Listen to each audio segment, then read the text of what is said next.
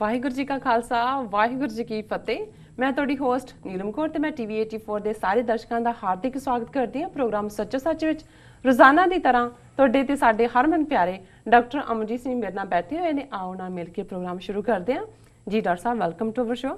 Thank you so much. ਜੀ doctor ਸਾਹਿਬ, ਅੱਜ 8 ਜਨਵਰੀ 2015 24 ਪੋ ਨਾਨਕਸ਼ਾਹੀ ਸੰਮਤ 546 ਦਾ ਦਿਨ ਹੈ। ਜੀ ਡਾਕਟਰ ਸਾਹਿਬ, ਜਿਸ ਤਰ੍ਹਾਂ ਕਿ ਤੁਸੀਂ ਐਵਰੀਡੇ ਸਾਡੇ ਦਰਸ਼ਕਾਂ ਨਾਲ ਕੋਈ ਨਾ ਕੋਈ ਅਹਿਮ ਇਸ਼ੂ ਡਿਸਕਸ ਕਰਦੇ ਹੋ ਤੇ ਸਾਡੇ ਦਰਸ਼ਕਾਂ ਨੂੰ ਦੱਸੋ ਅੱਜ ਦਾ ਕੋਈ ਅਹਿਮ ਵਿਸ਼ਾ। ਦੇਖੋ, ਅੱਜ ਕੱਲ੍ਹ ਪੰਥਕ ਹਲਕਿਆਂ ਦੇ ਵਿੱਚ ਭਾਈ ਗੁਰਬਖਸ਼ ਸਿੰਘ ਹੋਰਾਂ ਦਾ ਵਰਤ ਔਰ ਉਸ ਨਾਲ ਜੁੜਿਆ ਸਾਰਾ ਬੰਦੀ ਸਿੰਘਾਂ ਦੀ ਰਿਹਾਈ ਦਾ ਇਸ਼ੂ ਜੀ ਇਹੀ ਮੁੱਖ ਚਰਚਾ ਦਾ ਵਿਸ਼ਾ। ਔਰ ਜਿਵੇਂ ਅਸੀਂ ਕੱਲ੍ਹ ਵੀ ਦੱਸਿਆ ਸੀ ਕਿ ਪਿਛਲੇ ਦਿਨ 7 ਜਨਵਰੀ ਨੂੰ ਦੁਨੀਆ ਭਰ ਦੇ ਵਿੱਚ ਸਿੱਖਾਂ ਨੇ ਜ਼ੋਰਦਾਰ ਪ੍ਰੋਟੈਸਟ ਕਰਕੇ ਗੁਰਦੁਆਰਾ ਸਾਹਿਬਾਨ 'ਚ ਅਰਦਾਸ ਔਰ ਥਾਂ-ਥਾਂ 'ਤੇ ਇਕੱਠ ਕਰਕੇ ਆਪਣੀ ਇਕਜੁੱਟਤਾ ਦਾ ਵਿਖਾਵਾ ਕੀਤਾ ਹੈ ਉਹਨਾਂ ਦੇ ਕੌਜ਼ ਨਾਲ। ਜੀ ਵਰਤ ਨੂੰ 56 ਦਿਨ ਆਲਮੋਸਟ ਹੋ ਗਏ ਨੇ ਔਰ ਉਹਨਾਂ ਨੇ ਐਲਾਨ ਕੀਤਾ ਸੀ ਕਿ ਕੱਲ੍ਹ ਜਿਹੜਾ ਬੀਤਿਆ ਹੈ ਕਿ ਉਹ ਲਖਨੌਰ ਸਾਹਿਬ ਤੋਂ ਜਿੱਥੇ ਕਿ ਉਹ ਵਰਤ 'ਤੇ ਬੈਠੇ ਨੇ ਉਹ ਹਰਿਮੰਦਰ ਸਾਹਿਬ ਜਾਣਗੇ ਦਰਸ਼ਨਾਂ ਲਈ। ਔਰ ਉਹਨਾਂ ਨੇ ਕਿਹਾ ਵੀ ਮੇਰੀ ਚਾਹਨ ਹੈ। ਔਰ ਉਦੋਂ ਤੋਂ ਲੈ ਕੇ ਇਹ ਕਿਆਸ ਰਾਈਆਂ ਸਨ ਕਿ ਕੀ ਹੋਏਗਾ। ਪੰਜਾਬ ਦੇ ਵਿੱਚ ਵੀ ਥਾਂ-ਥਾਂ 'ਤੇ ਉਹਨਾਂ ਦੇ ਸਵਾਗਤ ਦੀਆਂ ਤਿਆਰੀਆਂ ਵੀ ਹੋ ਰਹੀਆਂ ਸੀ। ਬਹੁਤ ਸਾਰੀਆਂ ਥਾਵਾਂ 'ਤੇ ਸਿੱਖ ਜਥੇਬੰਦੀਆਂ ਐਕਟਿਵ ਸੀ। ਪਰ ਜਿਹੜੀਆਂ ਖਬਰਾਂ ਕੱਲ੍ਹ ਲੇਟ ਆਵਰਸ ਤੱਕ ਮਿਲੀਆਂ, ਕੱਲ੍ਹ ਦੇ ਪ੍ਰੋਗਰਾਮ 'ਚ ਵੀ ਮੈਂ ਥੋੜ੍ਹੀ ਜਿਹੀ ਰੈਫਰੈਂਸ ਇਸ ਦੀ ਦਿੱਤੀ ਸੀ। ਉਹਦੇ 'ਚ ਇਹ ਸੀ ਕਿ ਉਹਨਾਂ ਨੇ ਜਿਹੜੇ ਥਾਂ ਐਕਟਿਵਿਸਟ ਨੇ ਉਹਨਾਂ ਨੂੰ ਚੁੱਕਣਾ ਸ਼ੁਰੂ ਕਰ ਦਿੱਤਾ ਸੀ। ਔਰ ਸੁਮੇਧ ਸੈਣੀ ਨੇ ਆਊਟ ਆਫ ਦਾ ਵੇ ਜਾ ਕੇ, ਹਾਲਾਂਕਿ ਪੰਜਾਬ ਪੁਲਿਸ ਸਟੇਟ ਨਹੀਂ ਹੈ, ਜੇ ਪਾਕਿਸਤਾਨ ਦੇ ਵਿੱਚ ਕਦੇ ਫੌਜੀ ਰਾਜ ਹੁੰਦਾ ਹੈ ਅਤੇ ਫਿਰ ਫੌਜ ਦਾ ਜਨਰਲ ਜਿਹੜਾ ਆਪਣੇ ਆਪ ਨੂੰ ਪ੍ਰੈਜ਼ੀਡੈਂਟ ਵੀ ਬਣਾ ਲੈਂਦਾ ਹੈ, ਉਹ ਬਰੀਫ ਕਰਦਾ ਹੈ ਮੀਡੀਆ ਨੂੰ। ਨਹੀਂ ਤਾਂ ਕਿਸੇ ਵੀ ਸਿਆਸੀ ਢਾਂਚੇ ਦੇ ਵਿੱਚ ਜਿਹੜੇ ਪੋਲੀਟੀਸ਼ੀਅਨ ਨੇ, ਚੀਫ ਮਿਨਿਸਟਰ ਹੈ ਸਟੇਟ ਦਾ ਮੁਖੀ, ਉਹ ਬਰੀਫ ਕਰਦਾ। ਪਰ ਜਿਸ ਤਰੀਕੇ ਨਾਲ ਉਹਨਾਂ ਨੇ ਸੈਣੀ ਤੋਂ ਡਾਇਰੈਕਟਰ ਜਨਰਲ ਪੁਲਿਸ ਜਿਹੜਾ ਆਪ ਕਾਤਲ ਹੈ ਉਹਨੇ ਬਰੀਫ ਕੀਤਾ ਕਿ ਜੀ ਪੰਜਾਬ 'ਚ ਤਾਂ ਕੋਈ ਵੀ ਇਸ ਕਿਸਮ ਦਾ ਪ੍ਰਿਜ਼ਨਰ ਹੀ ਨਹੀਂ ਹੈ ਜਿਹਨੂੰ ਅਸੀਂ ਛੱਡ ਸਕੀਏ। ਹਾਲਾਂਕਿ ਇਸ ਦੇ ਉੱਤੇ ਸਵਾਲੀਆ ਨਿਸ਼ਾਨ ਵੀ ਲੱਗਾ। ਫੌਰਨ ਜਸਪਾਲ ਸਿੰਘ ਮੰਝਪੁਰ ਜਿਨ੍ਹਾਂ ਨੇ ਪਹਿਲਾਂ ਕੈਦੀਆਂ ਦੀ ਲਿਸਟ ਜਾਰੀ ਕੀਤੀ ਸੀ, ਉਹਨਾਂ ਨੇ ਉਹਦਾ ਰੀਜੋਇੰਡਰ ਜਾਂ ਜਵਾਬ ਵੀ ਦਿੱਤਾ। ਔਰ ਅੱਜ ਅਸੀਂ ਨਿਊਜ਼ ਟੀਵੀ 84 ਨਿਊਜ਼ 9:30 ਤੋਂ 10 ਐਕਸਕਲੂਸਿਵਲੀ ਇਸ ਡਿਬੇਟ ਦੇ ਉੱਤੇ ਜਿਹੜੀ ਕਿ ਏਜੰਸੀਆਂ ਨੇ ਸੁਮੇਧ ਸੈਣੀ ਨੂੰ ਅੱਗੇ ਕਰਕੇ ਲਿਆਂਦੀ ਹੈ, ਉਹਨਾਂ ਨਾਲ ਗੱਲਬਾਤ ਕਰਾਂਗੇ। ਪਰ ਇਸ ਦੇ ਨਾਲ ਹੀ ਜਿਹੜਾ ਬੜੀ ਸਪਸ਼ਟਤਾ ਦੇ ਨਾਲ ਇਹ ਗੱਲ ਸਾਹਮਣੇ ਆਈ ਹੈ ਕਿ ਕਿਵੇਂ ਭਾਈ ਗੁਰਬਖਸ਼ ਸਿੰਘ ਹੋਰਾਂ ਦੀ ਜਿਹੜੀ ਚਾਹਨਾ ਸ਼੍ਰੀ ਅੰਮ੍ਰਿਤਸਰ ਜੀ ਆ ਕੇ ਹਰਿਮੰਦਰ ਸਾਹਿਬ ਦਰਸ਼ਨਾਂ ਦੀ ਸੀ, ਉਹਨੂੰ ਪ੍ਰੀਐਂਪਟ ਕਰਨ ਦੇ ਲਈ ਤਾਂ ਕਿ ਕੋਈ ਇਸ ਕਿਸਮ ਦਾ ਜਿਹੜਾ ਉਹਨਾਂ ਦੀ ਗੱਲ ਨੂੰ ਇੱਕ ਉਹ ਮੂਵਮੈਂਟ ਨਾ ਬਣ ਜਾਏ ਪੰਜਾਬ ਦੇ ਵਿੱਚ। ਫੜੋ ਫੜੀ ਦਾ ਸਿਲਸਿਲਾ ਇਹ ਕੱਲ੍ਹ ਤੋਂ ਹੀ ਚੱਲ ਰਿਹਾ ਸੀ। ਇਹ ਤਾਂ ਸਾਨੂੰ ਸੀ ਕਿ ਵੀ ਜਦੋਂ ਪੰਜਾਬ ਦੇ ਬਾਰਡਰ 'ਤੇ ਉਹ ਐਂਟਰ ਕਰਨਗੇ ਸੰਭਵ ਹੈ ਉਹਨਾਂ ਨੂੰ ਕਸਟਡੀ 'ਚ ਲੈ ਲਿਆ ਜਾਏ ਜਾਂ ਹਕੂਮਤ ਦੇਖੇਗੀ। ਪਰ ਹੁਣ ਇੱਕ ਗੱਲ ਬੜੀ ਸਪਸ਼ਟਤਾ ਨਾਲ ਸਾਹਮਣੇ ਆਈ ਹੈ ਕਿ ਕਿਵੇਂ ਸੈਂਟਰ ਦੀਆਂ ਏਜੰਸੀਆਂ, ਇਹ ਦੇਖਣ ਨੂੰ ਲੱਗਦਾ ਹੈ ਕਿ ਜੀ ਹਰਿਆਣੇ ਦੇ ਵਿੱਚ RSS ਦੀ ਸਰਕਾਰ ਹੈ, ਪੰਜਾਬ 'ਚ ਇਹਨਾਂ ਦੀ ਹੈ, ਪਰ ਇਹ ਕਿਵੇਂ ਰਲ ਕੇ ਹੀ ਕੰਮ ਕਰ ਰਹੇ ਨੇ। ਕਿਉਂਕਿ ਕਿਸੇ ਨੂੰ ਵੀ ਉਸ ਦੇ ਧਾਰਮਿਕ ਥਾਂ 'ਤੇ ਜਾਣ ਤੋਂ ਰੋਕਣਾ, ਇਹ ਤਾਂ ਉਸ ਦੇ ਧਾਰਮਿਕ ਵਿਸ਼ਵਾਸਾਂ ਦੇ ਵਿੱਚ ਕਾਨੂੰਨ ਦੀ ਸਿੱਧੀ ਦਖਲ ਅੰਦਾਜ਼ੀ ਹੈ। ਔਰ ਜਿਹੜੀਆਂ ਮੀਡੀਆ ਰਿਪੋਰਟਸ ਮੁਤਾਬਕ ਪਹਿਲਾਂ ਤਾਂ ਅੱਧੀ ਰਾਤ ਇੱਕ ਜਿਹੜਾ WhatsApp ਦੇ ਉੱਤੇ ਮੈਸੇਜ ਸਰਕੂਲੇਟ ਹੋ ਰਿਹਾ ਸੀ, ਮੈਨੂੰ ਵੀ ਰਾਤ ਜਾਂ ਅਰਲੀ ਆਵਰਸ 1-1:30 ਵਜੇ ਮਿਲਿਆ ਕਿ ਜੀ ਭਾਈ ਸਾਹਿਬ ਨੂੰ ਜਿਹੜਾ ਹੈ ਉਹ ਗ੍ਰਿਫਤਾਰ ਕਰ ਲਿਆ ਗਿਆ ਹੈ ਰੋਪੜ ਦੇ ਵਿੱਚ ਔਰ ਹਸਪੀਟਲ ਤੋਂ ਉਹਨਾਂ ਨੂੰ ਰੋਪੜ ਜੇਲ੍ਹ 'ਚ ਭੇਜ ਦਿੱਤਾ ਗਿਆ। ਪਰ ਮੇਰਾ ਹਮੇਸ਼ਾ ਇਹ ਹੁੰਦਾ ਹੈ ਵੀ ਜਦੋਂ ਤੱਕ ਮੈਂ 2-3 ਇੰਡੀਪੈਂਡੈਂਟ ਸੋਰਸਿਸ ਤੋਂ ਕਿਸੇ ਨਿਊਜ਼ ਨੂੰ ਕਨਫਰਮ ਨਾ ਕਰਾਂ, ਮੈਂ ਉਸ ਨੂੰ ਅੱਗੇ ਨਹੀਂ ਜਿਹੜਾ ਉਹ ਬ੍ਰਾਡਕਾਸਟ ਕਰਦਾ ਜੀ। ਲੇਕਿਨ ਸਵੇਰ ਤੱਕ ਇਹ ਪਿਕਚਰ ਕਲੀਅਰ ਹੋ ਗਈ ਔਰ ਜਿਹੜੀ ਹੁਣ ਪਿਕਚਰ ਐਮਰਜ ਹੁੰਦੀ ਹੈ ਕਿ ਭਾਈ ਸਾਹਿਬ 6 ਜਿਹੜੀਆਂ ਵਹੀਕਲਸ ਨੇ, ਕਾਰਾਂ, ਜੀਪਾਂ, ਕਾਰਾਂ, ਗੱਡੀਆਂ, ਉਹਨਾਂ ਦੇ ਵਿੱਚ ਲਗਭਗ 45 ਜਿਹੜੇ ਵਿਅਕਤੀ ਨੇ ਉਹਨਾਂ ਦੇ ਨਾਲ ਉੱਥੋਂ ਲਖਨੌਰ ਸਾਹਿਬ ਤੋਂ ਰਵਾਨਾ ਹੋਏ ਪੰਜਾਬ ਵੱਲ। ਔਰ ਉਹਨਾਂ ਜਿਹੜੇ 45 ਵਿਅਕਤੀ ਨਾਲ ਸਨ, ਉਹਨਾਂ 'ਚ ਭਗਵੰਤ ਮਾਨ ਜਿਹੜਾ ਕਿ ਮੈਂਬਰ ਪਾਰਲੀਮੈਂਟ ਹੈ ਸੰਗਰੂਰ ਜ਼ਿਲ੍ਹੇ ਤੋਂ, ਉਹ ਵੀ ਮੌਜੂਦ ਸੀ। ਔਰ ਜਿਉਂ ਹੀ ਉਹਨਾਂ ਦਾ ਕਾਫਲਾ ਲਖਨਊ ਜਿਹੜਾ ਇਸ ਨੂੰ 5 ਪਿਆਰੇ ਜਿਹੜੇ ਨੇ ਇਸ ਕਾਫਲੇ ਨੂੰ ਲੀਡ ਕਰ ਰਹੇ ਸੀ, ਪਰ ਅਜੇ ਉਹ 1.5 ਕਿਲੋਮੀਟਰ ਹੀ, ਅੱਧਾ ਕਿਲੋਮੀਟਰ ਹੀ ਅੱਗੇ ਆਏ ਸੀ ਤਾਂ ਉਸ ਨੂੰ ਹਰਿਆਣਾ ਪੁਲਿਸ ਦੀ ਇੱਕ ਵੱਡੀ ਜਿਹੜਾ ਕੰਟਿੰਜੈਂਟ ਆ ਉਹਨਾਂ ਨੇ ਰੋਕਿਆ। ਕਾਫੀ ਦੇਰ ਆਰਗੂਮੈਂਟ ਹੁੰਦਾ ਰਿਹਾ ਕਿ ਵੀ ਉਹਨਾਂ ਨੇ ਕਿਹਾ ਜੀ ਅਸੀਂ ਤਾਂ ਸਿਰਫ ਦਰਸ਼ਨ ਕਰਨ ਜਾਣਾ ਹੈ, ਸਾਡਾ ਹੋਰ ਕੋਈ ਮਕਸਦ ਨਹੀਂ ਹੈ ਜੀ। ਪਰ ਪੁਲਿਸ ਨੇ ਉਹਨਾਂ ਨੂੰ ਉੱਥੋਂ ਹਸਪੀਟਲ ਲੈ ਗਏ ਮੈਡੀਕਲ ਚੈੱਕਅਪ ਦੇ ਨਾਂ ਥੱਲੇ, ਔਰ ਉੱਥੋਂ ਉਹਨਾਂ ਨੂੰ ਵਾਪਸ ਜਿਹੜਾ ਹੈ ਉਹ ਲਖਨੌਰ ਸਾਹਿਬ ਗੁਰਦੁਆਰਾ ਛੱਡ ਦਿੱਤਾ। ਸੋ ਲੇਟੈਸਟ ਜਿਹੜੀ ਜਾਣਕਾਰੀ ਸਾਡੇ ਕੋਲ ਹੈ ਉਹਦੇ ਮੁਤਾਬਕ ਉਹ ਲਖਨੌਰ ਸਾਹਿਬ ਵਾਪਸ ਵਰਤ 'ਤੇ ਬੈਠੇ ਨੇ।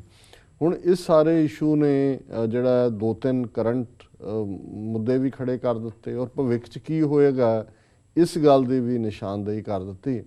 ਇੱਕ ਗੱਲ ਜ਼ਾਹਰ ਹੈ ਕਿ ਹਰਿਆਣੇ 'ਚ ਤਾਂ ਉਹ ਕੋਈ ਲਾ ਐਂਡ ਆਰਡਰ ਪ੍ਰੋਬਲਮ ਨਹੀਂ ਸੀ, ਅਜੇ ਪੰਜਾਬ ਦਾ ਇਹ ਬਹਾਨਾ ਹੋ ਸਕਦਾ ਸੀ ਕਿ ਜੇ ਉਹ ਪੰਜਾਬ ਬਾਰਡਰ ਚਾਹੁੰਦੇ, ਉਹਦੇ 'ਚ ਵੀ ਕੋਈ ਲਾ ਐਂਡ ਆਰਡਰ ਪ੍ਰੋਬਲਮ ਤਾਂ ਉਦੋਂ ਹੁੰਦੀ ਹੈ ਜੇ ਤੁਸੀਂ ਕੋਈ ਹਿੰਸਕ ਕਾਰਵਾਈਆਂ ਕਰਨੀਆਂ ਹੋਣ। ਉਹ ਤਾਂ ਜ਼ਾਹਰਾ ਤੌਰ ਦੇ ਉੱਤੇ ਜਿਹੜਾ ਉਹਨਾਂ ਦਾ ਪੀਸਫੁਲ ਸਾਰਾ ਮੂਵ ਹੈ, ਭੁੱਖ ਹੜਤਾਲ ਦਾ ਮਤਲਬ ਹੀ ਪੀਸਫੁਲ ਹੈ ਜੀ। ਪਰ ਅਸੀਂ ਸਮਝਦੇ ਹਾਂ ਵੀ ਏਜੰਸੀਆਂ ਨੇ ਇਹ ਕੈਲਕੂਲੇਟ ਕਰ ਲਿਆ ਹੈ ਵੀ ਜਿਸ ਤਰੀਕੇ ਨਾਲ 7 ਜਨਵਰੀ ਦਾ ਦਿਨ ਥਾਂ ਥਾਈਂ, ਜਿਵੇਂ ਅਸੀਂ ਕੱਲ੍ਹ ਵੀ ਜ਼ਿਕਰ ਕੀਤਾ ਸੀ, ਹਜ਼ਾਰਾਂ ਦੀ ਗਿਣਤੀ ਦੇ ਵਿੱਚ ਆਪ ਮੁਹਾਰੇ ਸਿੱਖ ਸੰਗਤਾਂ ਜਿਹੜੀਆਂ ਨੇ ਉਹ ਇਕੱਠੀਆਂ ਹੋਈਆਂ। ਕੋਈ ਉੱਥੇ ਜਥੇਬੰਦਕ ਢਾਂਚਾ ਤਾਂ ਹੈ ਨਹੀਂ, ਕੋਈ ਭਾਈ ਗੁਰਬਖਸ਼ ਸਿੰਘ ਦੀ ਪੋਲੀਟੀਕਲ ਪਾਰਟੀ ਨਹੀਂ ਹੈ ਕਿ ਵੀ ਉਹ ਉਹਨੂੰ ਆਰਗੇਨਾਈਜ਼ ਕਰ ਰਹੀ ਹੈ। ਸਿੱਖ ਸੰਗਤਾਂ ਨੇ ਜਿੱਥੇ ਵੀ ਕਿਤੇ ਹੋਇਆ, ਔਰ ਅੱਜ ਹੀ ਸਾਨੂੰ ਇਹ ਵੀ ਪਤਾ ਲੱਗਿਆ ਵੀ ਕਿਵੇਂ ਈਵਨ ਇੱਕ ਮਾਤਾ ਨੇ ਜਿਨ੍ਹਾਂ ਦੇ ਕੋਲ 3 ਫੁੱਟੀ ਕਿਰਪਾਨ ਵੀ ਹੈ, ਕਿਵੇਂ ਜਥੇਦਾਰ ਅਕਾਲ ਤਖਤ ਔਰ ਦੂਜੇ ਵੱਡੇ ਅਕਾਲੀ ਆਗੂਆਂ ਨੂੰ ਸ਼ਰਮ ਦਿੱਤੀ ਹੈ ਵੀ ਤੁਸੀਂ ਕੀ ਕਰ ਰਹੇ ਹੋ, ਤੁਹਾਡੀ ਕੀ ਕਰਤੂਤਾਂ ਨੇ। ਸੋ ਉਹਨਾਂ ਨੂੰ ਕੋਈ ਕਹਿਣ ਤਾਂ ਨਹੀਂ ਜਾਂਦਾ ਹੈ ਉਹ ਕਿਸੇ ਦੇ ਭੇਜੇ ਹੋਏ ਨਹੀਂ ਨੇ, ਇਹ ਤਾਂ ਹਰ ਜਿਹੜਾ ਸਚਿਆਰਾ ਸਿੱਖ ਹੈ ਪੰਥ ਦੀ ਪੀੜ ਮਹਿਸੂਸ ਕਰਦਾ। ਔਰ ਅਸੀਂ ਸਮਝਦੇ ਹਾਂ ਬੀਤੇ ਸਮੇਂ 'ਚ ਵੀ 2012 'ਚ ਭਾਈ ਰਾਜੋ ਆਣੇ ਦੀ ਜਦੋਂ ਡੈਥ ਸੈਂਟੈਂਸ ਲਈ ਬਲੈਕ ਵਾਰੰਟ ਨਿਕਲੇ ਸੀ, ਉਦੋਂ ਵੀ ਸਿੱਖ ਕੌਮ ਦੁਨੀਆ ਭਰ ਦੇ ਵਿੱਚ ਜਾਗਰੂਕ ਹੋ ਕੇ ਬਾਹਰ ਨਿਕਲ ਆਈ ਸੀ। ਔਰ ਹੁਣ ਇਹ ਜਿਹੜਾ ਇਕੱਲਾ ਪੰਜਾਬ ਦੇ ਵਿੱਚ ਨਹੀਂ, ਹਰਿਆਣਾ, ਦਿੱਲੀ, ਦੂਸਰੀਆਂ ਥਾਵਾਂ 'ਤੇ ਵੀ ਜਿਹੜਾ ਬੰਦੀ ਸਿੰਘਾਂ ਦੀ ਰਿਹਾਈ ਨੂੰ ਲੈ ਕੇ ਇਸ ਵੇਲੇ ਇੱਕ ਪੂਰੀ ਜਾਗਰੂਕਤਾ ਹੈ। ਹੁਣ ਇੱਕ ਪਾਸੇ ਅਕਾਲੀਆਂ ਦਾ ਡੈਲੀਗੇਸ਼ਨ, ਇਹ ਵੀ ਕੱਲ੍ਹ ਦੀਆਂ ਖਬਰਾਂ 'ਚ ਨੇ, ਨਾਲ ਉਹਨਾਂ ਦੇ ਮੱਕੜ ਵੀ ਹੈ ਔਰ ਢੀਂਡਸਾ ਵੀ ਹੈ ਮੈਂਬਰ ਪਾਰਲੀਮੈਂਟ, ਉਹ ਮਿਲਦੇ ਨੇ। ਔਰ ਉਹ ਰਾਜਨਾਥ ਸਿੰਘ ਜਿਹੜਾ ਊਂ ਕਰਕੇ ਬਾਹਰ ਨਿਕਲ ਕੇ, ਜਿਵੇਂ ਬਾਦਲ ਨੇ ਕਿਹਾ ਕਿ ਜੀ ਉਹਨਾਂ ਨੇ ਕਿਹਾ ਜੀ ਅਸੀਂ ਸਿੰਪੈਥੈਟਿਕਲੀ ਵਿਚਾਰ ਕਰਾਂਗੇ। ਨਾਲ ਹੀ ਉਸ ਡਿਸਕਸ਼ਨ ਦੀ ਜਦੋਂ ਮੈਂ ਡੀਟੇਲਸ ਦੇਖੀਆਂ, ਉਹ ਕਹਿ ਰਹੇ ਨੇ ਜੀ ਹਾਂ ਸੁਪਰੀਮ ਕੋਰਟ ਨੇ ਫੈਸਲਾ ਇੱਕ ਜਿਹੜਾ ਉਸ ਦੇ ਉੱਤੇ ਲਾਇਆ ਹੋਇਆ, ਪਾਬੰਦੀ ਲਾਈ ਹੈ, ਕਿਸੇ ਨੂੰ ਛੱਡ ਨਹੀਂ ਸਕਦੇ, ਪਰ ਅਸੀਂ ਕਿਹਾ ਜੀ ਕੋਈ ਤਰੀਕਾ ਲੱਭੋ। ਪਰ ਨਾਲ ਹੀ ਰਾਜਨਾਥ ਸਿੰਘ ਦਾ ਸਟੇਟਮੈਂਟ ਥੋੜ੍ਹੀ ਦੇਰ ਬਾਅਦ ਹੀ ਉਹਦੇ 'ਚ ਆ ਜਾਂਦਾ ਹੈ ਕਿ ਜੀ ਅਸੀਂ ਬੇਅੰਤ ਸਿੰਘ ਦੇ ਕਾਤਲਾਂ ਨੂੰ ਕਿਵੇਂ ਛੱਡ ਸਕਦੇ ਹਾਂ। ਸੋ ਇਹਦਾ ਮਤਲਬ ਹੈ ਵੀ ਜਿਹੜੇ ਆਲਰੇਡੀ ਪੈਰੋਲ 'ਤੇ ਚੰਡੀਗੜ੍ਹ ਵਾਲੇ ਆਏ ਸੀ ਉਹਨਾਂ ਦੇ ਤਾਂ ਆਊਟਰਾਈਟ ਹੀ ਰਿਜੈਕਟ ਕਰ ਦਿੱਤੇ।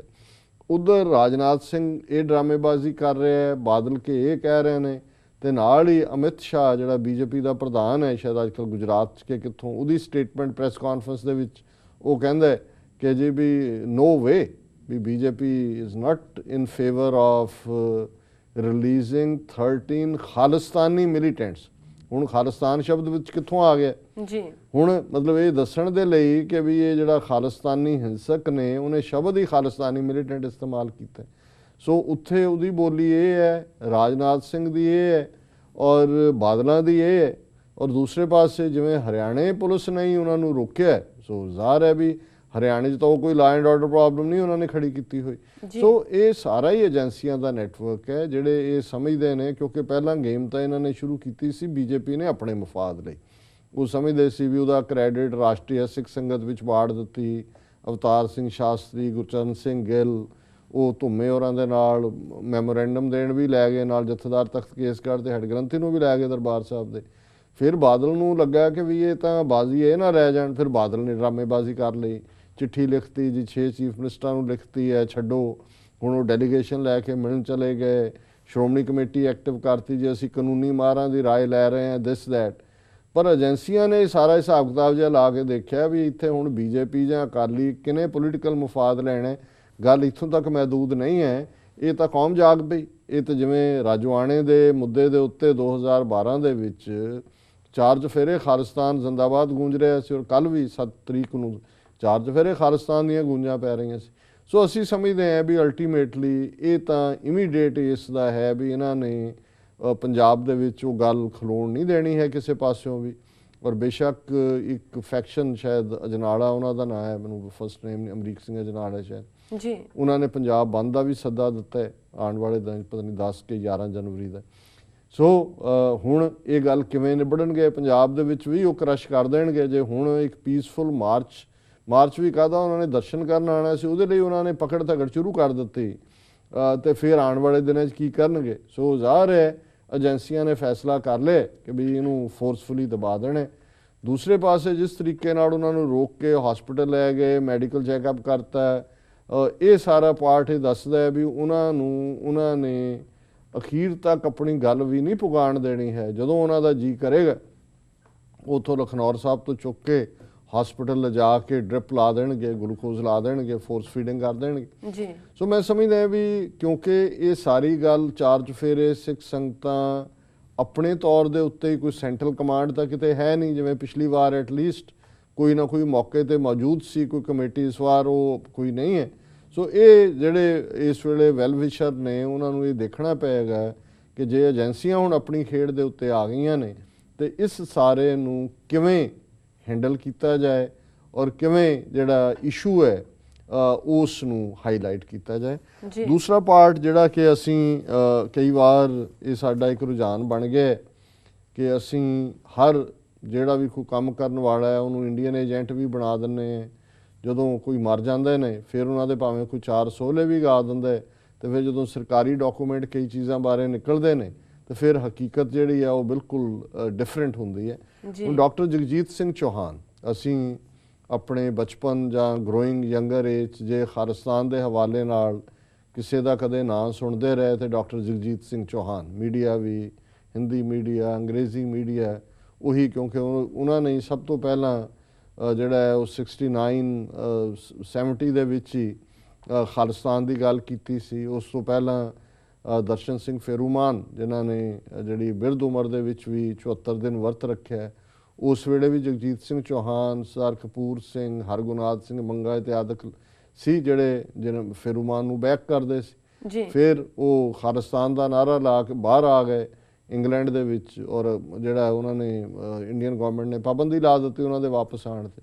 ਉੱਥੇ ਚੇਂਜ ਆਫ ਗਵਰਨਮੈਂਟ ਹੋਈ ਐਮਰਜੈਂਸੀ ਤੋਂ ਬਾਅਦ, ਬਰੀਫ ਲਈ ਗਏ ਅਨੰਦਪੁਰ ਸਾਹਿਬ, ਉਹ ਆਏ ਉੱਥੇ, ਫਿਰ ਉਹਨਾਂ ਨੇ ਦਲ ਖਾਲਸਾ ਨੇ ਔਰ ਉਹਨਾਂ ਨੇ ਖਾਲਿਸਤਾਨ ਦਾ ਮਾਰਚ ਕੱਢਿਆ। ਉਸ ਤੋਂ ਬਾਅਦ ਉਹ ਫਿਰ ਇੰਗਲੈਂਡ ਆ ਗਏ। ਸੋ ਲਗਭਗ 21 ਸਾਲ ਉਹ ਇੰਗਲੈਂਡ 'ਚ ਰਹੇ ਔਰ ਜਿਹੜਾ ਉਹਨਾਂ ਨੇ ਇਸ ਖਾਲਿਸਤਾਨ ਦੀ ਗੱਲ ਨੂੰ ਕਦੇ ਵੀ ਛੱਡਿਆ ਨਹੀਂ। ਪਰ ਜਦੋਂ ਅਸੀਂ ਉਹਨਾਂ ਦੀ ਉਸ ਗੱਲ ਨੂੰ ਸੁਣਦੇ ਰਹੇ, ਇੱਕ ਬਰਾਬਰ ਦੀ ਲੌਬੀ ਸਿੱਖਾਂ ਦੇ ਵਿੱਚ ਜਿਨ੍ਹਾਂ ਦੇ ਵਿੱਚ ਬੜੇ ਮੋਹਤਬਰ ਕਿਸਮ ਦੇ ਲੋਕ ਵੀ ਸਨ, ਉਹ ਇਹੀ ਕਹਿੰਦੇ ਰਹੇ ਜੀ ਜਗਜੀਤ ਸਿੰਘ ਚੌਹਾਨ ਜਿਹੜਾ ਹੈ ਇਹ ਇੰਡੀਅਨ ਏਜੰਟ ਹੈ, ਇਹ ਰਾਹ ਦਾ ਏਜੰਟ ਹੈ, ਇਹਨੇ ਰਾਹ ਨੇ ਭੇਜਿਆ, ਰਾਹ ਨੇ ਖਾਲਿਸਤਾਨ ਦਾ ਨਾਅਰਾ ਲਵਾਇਆ, ਦਿਸ ਦੈਟ ਜੀ। ਹੁਣ ਹਾਲਾਂਕਿ ਸੰਤ ਭਿੰਡਰਾਂਵਾਲੇ ਹਮੇਸ਼ਾ ਐਡਮੀਰੇਸ਼ਨ ਦੇ ਨਾਲ ਹੀ ਉਹਨਾਂ ਦਾ ਨਾਂ ਲੈਂਦੇ ਸੀ। ਹੁਣ ਤਾਂ ਉਹ ਚੜ੍ਹਾਈ ਕਰ ਚੁੱਕੇ ਨੇ 78 ਸਾਲ ਦੀ ਉਮਰ 'ਚ। 21 ਸਾਲ ਉਹ ਜਲਾਵਤਨੀ 'ਚ ਰਹੇ ਇੰਗਲੈਂਡ ਦੇ ਵਿੱਚ। ਉੱਥੇ ਰਹਿੰਦਿਆਂ ਵੀ ਇੱਕ ਸਿਚੁਏਸ਼ਨ ਐਸੀ ਸੀ ਕਿ ਉਹਨਾਂ ਦੇ ਬਿਲਕੁਲ ਈਵਨ ਇੰਗਲੈਂਡ ਦੇ ਵਿੱਚ ਵੀ ਇੱਕ ਕਾਫੀ ਵੱਡਾ ਤਬਕਾ ਜਿਹੜਾ ਉਹਨਾਂ ਦੇ ਖਿਲਾਫ ਸੀ ਕਿ ਜੀ ਇਹ ਤਾਂ ਇੰਡੀਅਨ ਏਜੰਟ ਹੈ, ਔਰ ਉਹਨਾਂ ਲਈ ਇਸ ਕਿਸਮ ਦੇ ਸ਼ਬਦ ਇਸਤੇਮਾਲ ਕੀਤੇ ਜਾਂਦੇ ਸੀ। ਉਹਨਾਂ ਨੇ ਕੌਂਸਲ ਆਫ ਖਾਲਿਸਤਾਨ ਬਣਾ ਕੇ ਜਿੰਨਾ ਕੰਮ ਕਰ ਸਕਦੇ ਸੀ, ਫਿਰ ਬੁਢਾਪੇ 'ਚ ਆ ਕੇ ਜਿਵੇਂ ਬੰਦਾ ਥੱਕ ਜਾਂਦਾ ਇੱਕ ਸਟੇਜ 'ਤੇ ਕਿ ਬਈ ਦੁਸ਼ਮਣ ਤਾਂ ਦੁਸ਼ਮਣ ਹੈ, ਤੁਹਾਡੇ ਆਪਣੇ ਲੋਕ ਵੀ ਤੁਹਾਡੀ ਗੱਲ ਨੂੰ ਰੈਕਗਨਾਈਜ਼ ਨਹੀਂ ਕਰਦੇ। ਉਹਨਾਂ ਨੇ ਵਾਪਸ ਜਾਣ ਦਾ ਫੈਸਲਾ ਕੀਤਾ, ਚਲੇ ਵੀ ਗਏ। ਉੱਥੇ ਜਾ ਕੇ ਵੀ ਜਿੰਨਾ ਕਰ ਸਕਦੇ ਸੀ ਖਾਲਸਾ ਰਾਜ ਪਾਰਟੀ ਦੇ ਥੱਲੇ ਕੀਤਾ। ਜਲਦੀ ਉਹਨਾਂ ਦੀ ਹਾਰਟ ਅਟੈਕ ਦੇ ਨਾਲ ਮੌਤ ਹੋ ਗਈ ਜੀ। ਪਰ ਕਿਸ ਕਦਰ ਜਗਜੀਤ ਸਿੰਘ ਚੌਹਾਨ ਇੰਡੀਅਨ ਗਵਰਨਮੈਂਟ ਦੇ ਲਈ ਵੱਡੀ ਸਿਰਦਰਦੀ ਸੀ, ਇਹ 30 ਸਾਲ ਬਾਅਦ ਇੰਗਲੈਂਡ ਦੇ ਵਿੱਚ ਜਿਹੜੇ ਡਾਕੂਮੈਂਟ ਹੁਣ ਡੀਕਲਾਸੀਫਾਈ ਹੋਏ ਨੇ, ਉਹਨਾਂ ਦੇ ਵਿੱਚ 84-85 ਦੇ ਵਿੱਚ ਡਾਕਟਰ ਜਗਜੀਤ ਸਿੰਘ ਚੌਹਾਨ ਦੇ ਹਵਾਲੇ ਨਾਲ ਵੀ ਜਿਹੜਾ ਡਾਕੂਮੈਂਟ ਹੈ ਉਹ ਡੀਕਲਾਸੀਫਾਈ ਹੋਇਆ। ਕਿਉਂਕਿ ਜੂਨ 84 ਜਦੋਂ ਹਮਲਾ ਹੋਇਆ ਦਰਬਾਰ ਸਾਹਿਬ ਤੇ ਘੱਲੂਘਾਰਾ ਵਰਤਾਇਆ, BBC ਨੂੰ 2 ਇੰਟਰਵਿਊ ਜਗਜੀਤ ਸਿੰਘ ਚੌਹਾਨ ਨੇ ਦਿੱਤੇ। ਉਹਦੇ 'ਚ ਉਹਨਾਂ ਨੇ ਕਿਹਾ ਸੀ ਕਿ ਹੁਣ ਨੋ ਵੇ ਇੰਦਰਾ ਗਾਂਧੀ ਬਚ ਨਹੀਂ ਸਕਦੀ, ਹੁਣ ਇਹ ਜਾਏਗੀ ਸਿੱਖਾਂ ਦੇ ਹੱਥੋਂ। ਔਰ ਮੈਨੂੰ ਹੁਣ ਐਗਜ਼ੈਕਟ ਤਾਂ ਯਾਦ ਨਹੀਂ, ਉਹਨਾਂ ਨੇ ਈਵਨ ਟਾਈਮ ਫਰੇਮ ਵੀ ਦਿੱਤਾ ਵੀ ਇੰਨੇ ਦਿਨਾਂ ਦੇ ਵਿੱਚ ਜਿਹੜਾ ਉਹ ਜਾਂਦੀ ਲੱਗੇਗੀ, ਉਹ ਹੁਣ ਰਹਿ ਨਹੀਂ ਸਕਦੀ, ਜੀ ਨਹੀਂ ਸਕਦੀ, ਇਸ ਦੁਨੀਆ 'ਤੇ ਨਹੀਂ ਰਹਿ ਸਕਦੀ। ਹੁਣ ਉਸ ਇੰਟਰਵਿਊ ਨੂੰ ਆਧਾਰ ਬਣਾ ਕੇ ਜਿਹੜਾ ਉਹਨਾਂ ਨੇ BBC ਦੇ ਉੱਤੇ 2 ਇੰਟਰਵਿਊ ਦਿੱਤੇ, ਇਹ ਜੂਨ ਦੇ ਨਾਲ ਹੀ ਹਮਲੇ ਦੇ ਇੱਕਦਮ ਬਾਅਦ, ਇੰਡੀਅਨ ਗਵਰਨਮੈਂਟ ਨੇ ਜਿਹੜਾ ਉਹ ਪ੍ਰੋਟੈਸਟ ਕੀਤਾ। ਔਰ ਇੰਗਲੈਂਡ ਦੀ ਗਵਰਨਮੈਂਟ ਜਿਹੜੀ ਸੋਚ ਰਹੀ ਸੀ ਕਿ ਵੀ ਇਹ ਇਨਸਾਈਟ ਟੂ ਮਰਡਰ ਹੈ, ਕਿ ਜੋ ਉਹਨਾਂ ਨੇ ਕਿਹਾ ਵੀ ਉਹਨਾਂ ਨੇ ਸਿੱਖਾਂ ਨੂੰ ਕਿਹਾ ਵੀ ਮਾਰ ਦਿਓ ਇਹਨੂੰ ਜੀ। ਔਰ ਇਹਦੇ ਥੱਲੇ ਉਹ ਈਵਨ ਇਹ ਵੀ ਕੰਟੈਂਪਲੇਟ ਕਰ ਰਹੇ ਸੀ ਕਿ ਵੀ ਉਹਨਾਂ ਨੂੰ ਡਿਪੋਰਟ ਕੀਤਾ ਜਾਏ। ਔਰ ਉਹ ਮੈਂ ਹੁਣ ਓਰੀਜਨਲ ਜਿਹੜੀ ਉਹਨਾਂ ਦੀ ਲਿਖਤ ਹੈ, ਕਿਉਂਕਿ ਉਹ ਕਿਸ ਕਦਰ ਸਿਰਦਰਦੀ ਰਹੇ। ਇੰਡੀਆ ਨੇ ਇਹ ਵੀ ਕਿਹਾ ਵੀ ਸਾਡੇ ਸਬੰਧ ਖਰਾਬ ਹੋ ਸਕਦੇ ਨੇ ਇੰਗਲੈਂਡ ਨੂੰ। ਇੰਗਲੈਂਡ ਦੇ ਵਿੱਚ ਬੜਾ ਫਿਕਰ ਸੀ ਵੀ ਇਹਨੂੰ ਚੌਹਾਨ ਨਾਲ ਕਿਵੇਂ ਡੀਲ ਕੀਤਾ ਜਾਏ। ਤੇ ਜੇ ਹੁਣ ਉਹ ਇੰਡੀਅਨ ਏਜੰਟ ਹੁੰਦਾ ਤੇ ਇੰਡੀਅਨ ਗਵਰਨਮੈਂਟ ਨਾਲ ਇਸ ਲੈਵਲ ਦੀ ਰਿਲੇਸ਼ਨਸ਼ਿਪ ਜਾ ਰਹੀ ਸੀ ਕਿ ਈਵਨ ਇੰਡੀਅਨ ਇੱਕ ਸਟੇਜ ਤੇ ਬ੍ਰਿਟਿਸ਼ ਅਧਿਕਾਰੀਆਂ ਦਾ ਭਾਰਤ ਦੌਰਾ ਜਿਹੜਾ ਜਾਂ ਭਾਰਤ ਦਾਖਲਾ ਉਸ ਤੇ ਪਾਬੰਦੀ ਲਾਉਣ ਬਾਰੇ ਸੋਚ ਰਹੇ ਸੀ। ਸੋ ਇਹ ਖਬਰ ਇੰਗਲਿਸ਼ ਟ੍ਰਿਬਿਊਨ ਦੀ ਹੈ ਔਰ ਉਹਦੀ ਹੈਡਲਾਈਨ ਇਹ ਹੈ ਕਿ extremist Chauhan's activities had UK government worried reveal documents. ਕਿ ਵੀ ਇਹ ਜਿਹੜੇ 30 ਸਾਲ ਬਾਅਦ ਡਾਕੂਮੈਂਟ ਜਿਹੜੇ ਡੀਕਲਾਸੀਫਾਈ ਹੋਏ ਨੇ ਉਹਦੇ 'ਚ ਉਹਨਾਂ ਨੇ ਕਿਹਾ ਕਿ late doctor Jagjit Singh Chauhan was of major concern to the British authorities in 1984 and 1985। newly released UK government documents have revealed before he was forgiven and allowed to return to India in 2001, London-based Chauhan declared himself president of the newly formed Khalistan National Council. ਇਹ ਮੈਂ ਪਹਿਲਾਂ ਹੀ explain Punjabi ਚ ਕਰ ਚੁੱਕਾ। ਹੁਣ in June 1984, according to the then British Foreign and Commonwealth Secretary Sir Geoffrey Howe, Chauhan, ਹੁਣ ਇਹ quote unquote ਹੈ, used language amounting to incitement to murder Mrs. Indira Gandhi. Sir Geoffrey's comments are contained in the latest batch of government records released under the 30-year rule by the Britain's National Archives.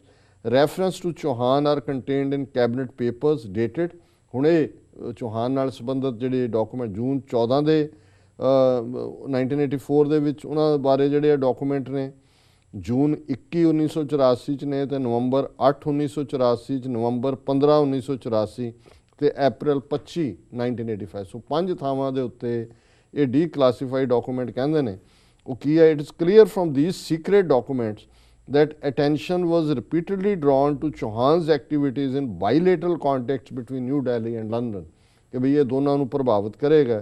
On November 1st 1984, a day after Indira Gandhi's assassination, Sir Geoffrey commented during a cabinet discussion on how the BBC had broadcast 2 interviews with Chauhan which could provoke the Asian community. I already explained ਕਰ ਦਿੱਤਾ ਹੈ। On November 8, the British Foreign Secretary commented on the possibility of taking legal action against Chauhan, including his deportation. ਉਹਨਾਂ ਨੇ ਕਿਹਾ ਵੀ ਇਹ ਤਾਂ insight ਕਰ ਰਹੇ ਨੇ ਵਾਇਲੈਂਸ ਨੂੰ ਔਰ ਇਹਨਾਂ ਨੂੰ ਡਿਪੋਰਟ ਕੀਤਾ ਜਾਏ। ਹੁਣ ਇੱਕ ਐਗਜ਼ੈਕਟ ਡਾਕੂਮੈਂਟ 'ਚ ਕੋਟ ਹੈ, the fact that Dr. Chauhan had already been a resident of the United Kingdom for 11 years could be an obstacle to his possible deportation. ਹੁਣ ਉਹ ਉਹਨੂੰ ਡਿਪੋਰਟ ਕਰਨਾ ਚਾਹੁੰਦੇ ਸੀ ਪਰ ਉਹਨਾਂ ਨੇ ਕਿਹਾ ਜੀ ਆਲਰੇਡੀ 11 ਸਾਲ ਤੋਂ ਜਿਹੜਾ ਉਹ ਰਹਿ ਰਿਹਾ ਕਿਉਂਕਿ 73 ਚੋਂ ਇੰਗਲੈਂਡ 'ਚ ਆਏ, 84 ਦੀ ਗੱਲ ਹੈ ਤੇ ਇਹ ਜਿਹੜਾ ਇੱਕ ਰੁਕਾਵਟ ਬਣ ਸਕਦੀ ਹੈ। ਪਰ ਉਹਨਾਂ ਨੇ ਕਿਹਾ ਜੀ ਸਾਡੇ ਕੋਲ ਲਾਅ ਹੈਗਾ। although the internationally protected persons act of 1978 created the possibility of prosecution for incitement to murder and the law would be applied as rigorously as possible, it remained to be seen whether the evidence against Dr. Chauhan was adequate for the purpose. ਕਿ ਵੀ ਸਬੂਤ ਕਰ ਸਕਾਂਗੇ ਕਿ ਨਹੀਂ, ਇਸ ਗੱਲ ਨੂੰ ਸਾਬਤ ਕਰ ਸਕਾਂਗੇ ਕਿ ਨਹੀਂ ਜੀ। ਇਸ ਲਈ ਉਹਨਾਂ ਨੇ ਇਹ ਜਿਹੜਾ ਲਾਅ ਦੇ ਥੱਲੇ ਉਹਨਾਂ ਨੂੰ ਡਿਪੋਰਟ ਨਹੀਂ ਕੀਤਾ। ਉਹਨੂੰ ਲੱਗਾ ਵੀ ਇੰਨਾ ਕੁ ਬਿਆਨ ਸ਼ਾਇਦ ਕਨਵਿੰਸਿੰਗ ਆਰਗੂਮੈਂਟ ਨਾ ਹੋਏ ਤੇ ਨਵੰਬਰ 15 1984 ਚ ਬ੍ਰਿਟਿਸ਼ ਅਟਾਰਨੀ ਜਨਰਲ ਨੇ ਇਹ ਕਿਹਾ ਕਿ ਵੀ ਅਸੀਂ ਸਟਿਲ ਇਹ ਦੇਖ ਰਹੇ ਹਾਂ ਕਿ ਅਸੀਂ ਚੌਹਾਨ ਦੇ ਖਿਲਾਫ ਜਿਹੜਾ ਉਹ ਕੁਝ ਕਰ ਸਕੀਏ। Close study of statements made by the Sikh leader Chauhan prior to the assassination of Indira Gandhi tended to confirm that the strong and continuing Indian reaction to his activities was entirely understandable. ਹੁਣ Indian government ਜਿਹੜੀ ਉਹ repeatedly ਉਹਨਾਂ ਨੂੰ ਕਹਿ ਰਹੀ ਸੀ ਕਿ ਵੀ ਇਹਨੂੰ ਇੱਥੋਂ ਕੱਢੋ, ਰਿਪੋਰਟ ਕਰੋ। ਉਹ ਦੇਖ ਰਹੇ ਸੀ ਵੀ 11 ਸਾਲ ਤੋਂ ਰਹਿ ਰਿਹਾ ਹੈ, ਜੇ ਤੁਸੀਂ ਲਾਅ ਅਪਲਾਈ ਵੀ ਕਰੋਗੇ ਉਨੇ ਸਬੂਤ ਨਹੀਂ ਨੇ। ਔਰ ਇਹੀ ਇਸੇ ਕੌਂਟੈਕਸਟ 'ਚ ਇਹਨਾਂ ਡਾਕੂਮੈਂਟਸ ਦੇ ਵਿੱਚ ਕਿਹਾ ਵੀ, ਔਰ ਉਹ ਪਹਿਲਾਂ ਅਸੀਂ ਡਿਸਕਸ ਕਰ ਚੁੱਕੇ ਹਾਂ ਕਿ ਕਿਵੇਂ ਮਾਰਗਰੇਟ ਥੈਚਰ ਨੇ ਨਵੰਬਰ 18 1984 ਜਿਹੜਾ ਗੁਰੂ ਨਾਨਕ ਸਾਹਿਬ ਦੇ ਪ੍ਰਕਾਸ਼ ਪੁਰਬ ਦਾ ਨਗਰ ਕੀਰਤਨ ਨਿਕਲਣਾ ਸੀ ਸੈਂਟਰਲ ਲੰਡਨ 'ਚ, ਉਹਦੀ ਪਰਮਿਸ਼ਨ ਨਹੀਂ ਸੀ ਦਿੱਤੀ ਕਿ ਜੀ ਚੌਹਾਨ ਦੇ ਥੱਲੇ ਹੁਣ ਚੌਹਾਨ ਉਹਨਾਂ ਤੁਸੀਂ ਦੋਨਾਂ ਨੂੰ ਜੋੜ ਲਓ ਕਿ ਸਿੱਖ ਖਾਲਿਸਤਾਨ ਦਾ ਝੰਡਾ ਚਲਾ ਦੇਣਗੇ ਜਿਵੇਂ ਕਿ ਆਇਰਲੈਂਡ ਦੇ ਵਿੱਚ ਚਲਾਇਆ। ਸੋ ਮੈਂ ਸਮਝਦਾ ਵੀ ਹੁਣ ਜੇ ਦੁਸ਼ਮਣ ਦੇ ਡਾਕੂਮੈਂਟ, ਦੁਸ਼ਮਣ ਇਸ ਲਈ ਵੀ ਉਸ ਵੇਲੇ ਥੈਚਰ ਔਰ ਇੰਡੀਅਨ ਗਵਰਨਮੈਂਟ ਕੋਆਪਰੇਟ ਕਰ ਰਹੇ ਸੀ ਇੱਕ ਦੂਜੇ ਨੂੰ, ਜੇ ਦੁਸ਼ਮਣ ਦੇ ਡਾਕੂਮੈਂਟ ਇੱਕ ਬੰਦੇ ਨੂੰ ਇੰਨਾ ਖਤਰਨਾਕ ਸਮਝਦੇ ਸੀ ਕਿ ਉਹ ਉਹਨੂੰ ਡਿਪੋਰਟ ਕਰਨ ਤੱਕ ਜਾਣ ਵਾਲੇ ਸੀ ਤੇ ਅਸੀਂ ਜਿਉਂਦੇ ਜੀ ਉਹਨੂੰ ਰਾਹ ਦਾ ਏਜੰਟ ਹੀ ਬਣਾ ਕੇ ਛੱਡਿਆ। ਇਹੀ ਹਾਲ ਅੱਜ ਵੀ ਹੈ। ਔਰ ਜਦੋਂ ਫਿਰ ਬੰਦੇ ਚਲੇ ਜਾਂਦੇ ਨੇ ਹਿਸਟਰੀ ਜਸਟੀਫਾਈ ਕਰਦੀ ਹੈ ਵੀ ਕੌਣ ਕੀ ਸੀ। ਜੀ। ਜਿਨ੍ਹਾਂ ਨੂੰ ਡਾਰਲਿੰਗ ਬਣਾਇਆ ਹੁੰਦਾ ਹੈ ਉਹ ਅਲਟੀਮੇਟਲੀ ਏਜੰਟ ਹੁੰਦੇ ਨੇ, ਤੇ ਜਿਨ੍ਹਾਂ ਨੂੰ ਏਜੰਟ ਕਹਿ ਕੇ ਸਾਰੀ ਉਮਰ ਜਿਹੜਾ ਉਹਨਾਂ ਦਾ ਜੀਣਾ ਹਰਾਮ ਕੀਤਾ ਹੁੰਦਾ ਹੈ ਉਹ ਜਿਹੜੇ ਨੇ ਅਲਟੀਮੇਟਲੀ ਨਿਕਲਦਾ ਹੈ। ਸੋ ਅਸੀਂ ਸਮਝਦੇ ਹਾਂ ਵੀ ਇਹ ਜ਼ਰੂਰੀ ਸੀ।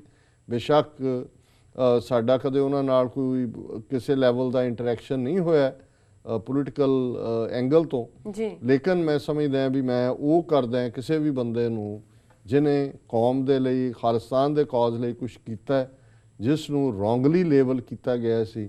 ਔਰ ਹੁਣ ਇਹ ਜਿਹੜੇ ਡੀਕਲਾਸੀਫਾਈਡ ਡਾਕੂਮੈਂਟ ਨੇ 30 ਸਾਲ ਬਾਅਦ ਇਹ ਦੱਸਦੇ ਨੇ ਕਿ ਚੌਹਾਨ ਕਿੰਨਾ ਵੱਡਾ ਖਤਰਾ ਸੀ ਇੰਡੀਅਨ ਗਵਰਨਮੈਂਟ ਲਈ। ਜਿਹੜੇ ਏਜੰਟ ਹੁੰਦੇ ਨੇ ਉਹਨਾਂ ਦੇ ਲਈ ਤੁਸੀਂ ਦੂਜੀ ਸਰਕਾਰ ਦੇ ਨਾਲ ਆਪਣੇ ਸੰਬੰਧ ਤੋੜਨ ਤੱਕ ਨਹੀਂ ਜਾਂਦੇ। ਸੋ ਇਹ ਜਿਹੜਾ ਹੈ ਇਹ ਸੈਕੰਡ ਇਸ਼ੂ ਹੈ। ਜੀ ਡਾਕਟਰ ਸਾਹਿਬ, ਇਹਨਾਂ ਵਿਸ਼ਿਆਂ ਦੀ ਜਾਣਕਾਰੀ ਦੇਣ ਲਈ ਤੁਹਾਡਾ ਬਹੁਤ ਬਹੁਤ ਧੰਨਵਾਦ। ਇਸ ਦੇ ਨਾਲ ਲੈਣੇ ਬ੍ਰੇਕ। ਵੀਅਰਸ, ਤੁਸੀਂ ਸਾਡੇ ਨਾਲ ਇਸ ਤਰ੍ਹਾਂ ਬਣੇ ਰਹੋ, ਮਿਲਦੇ ਹਾਂ ਆਫਟਰ ਦਿਸ ਸ਼ਾਰਟ ਬ੍ਰੇਕ।